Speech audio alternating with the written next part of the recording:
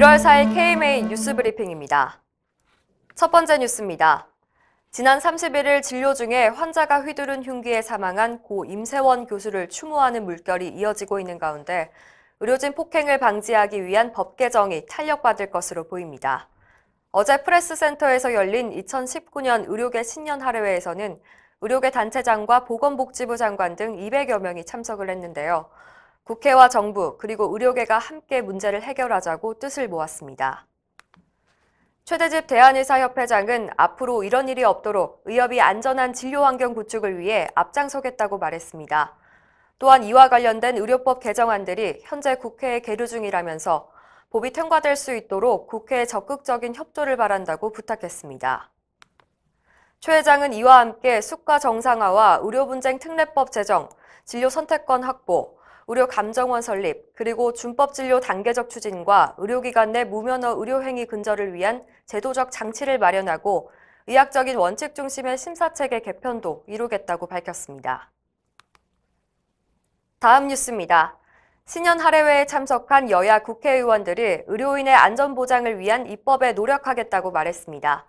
바른미래당 손학규 대표는 그동안 우리나라는 의료인 안전보장에 관해 관심이 덜했던 것이 사실이라며 안전한 의료 환경을 위한 법안이 만들어질 수 있도록 힘쓰겠다고 말했습니다.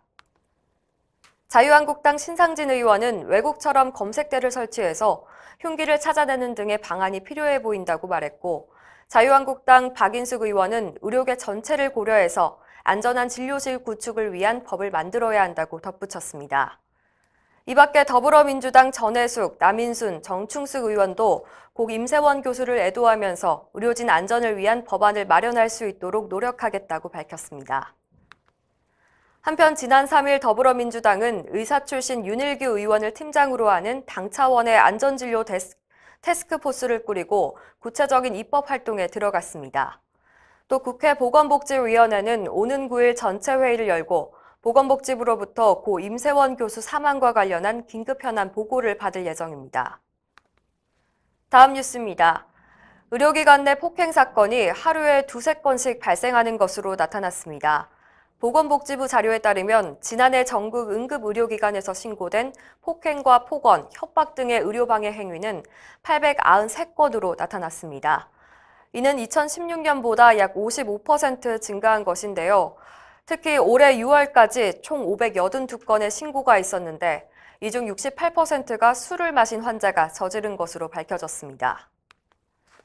다음 뉴스입니다. 환자가 의료기관의 서비스 질을 평가하는 환자 경험 평가가 확대됩니다.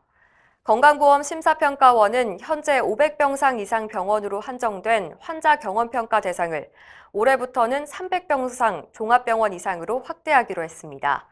지난해 처음 도입된 환자 경험 평가는 의료기관을 이용한 환자를 대상으로 설문조사를 실시해서 의료 서비스의 질적 수준을 확인하는 평가입니다. 심평원은 이 같은 평가 결과를 선택진료비 폐지에 따른 보상과 연계한다는 방침입니다. 이상으로 뉴스 브리핑을 마칩니다. 자세한 사항은 의협신문을 참고하시길 바랍니다.